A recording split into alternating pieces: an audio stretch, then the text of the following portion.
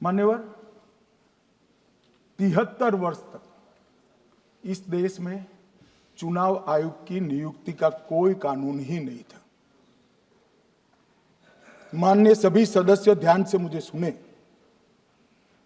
73 साल तक इस देश में चुनाव आयोग की नियुक्ति का कोई कानून नहीं था। नियुक्ति प्रधानमंत्री सीधी कर देते थे।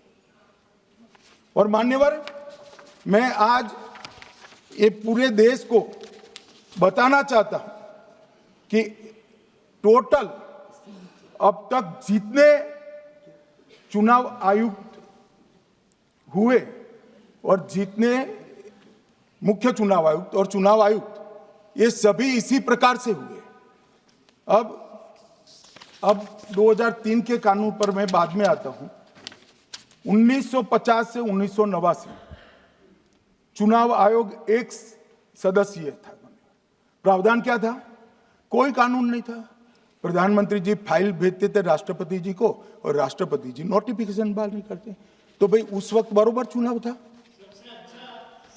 सबसे अच्छा था। नहीं, मैं ये नहीं पूछता नियुक्ति की प्रक्रिया। मान्यवर, पूरा उनका 55 साल प्रधानमंत्री जी ने ही चुनाव आयोग को नियुक्त किया, तब तक कोई सवाल नहीं था। और नरेंद्र मोदी करते हैं तो उन पर सवाल उठाते हैं, मगर हमने तो ऐसा भी नहीं किया मान्यवर।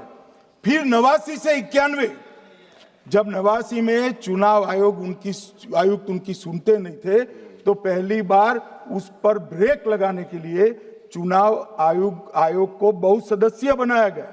ये बिहार के चुनाव के कारण ही हुआ, परंतु वो भी प्रधानमंत्री की फाइल से ही अपॉइंट होते हैं।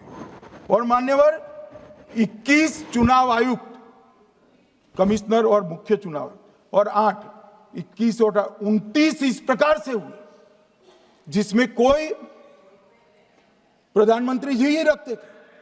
कांग्रेस पार्टी ने ही ये परंपरा बनाई थी, कानून भी कांग्रेस पार्टी ने बनाया था। मगर आज आरोप करना है इसलिए आपने चुनाव चोरी कर लिया, चुनाव चोरी कर लिया, चुनाव चोरी के कहने से कुछ नहीं होता। जनता हमको सुनती है भाई, और हम जवाब भी देते हैं।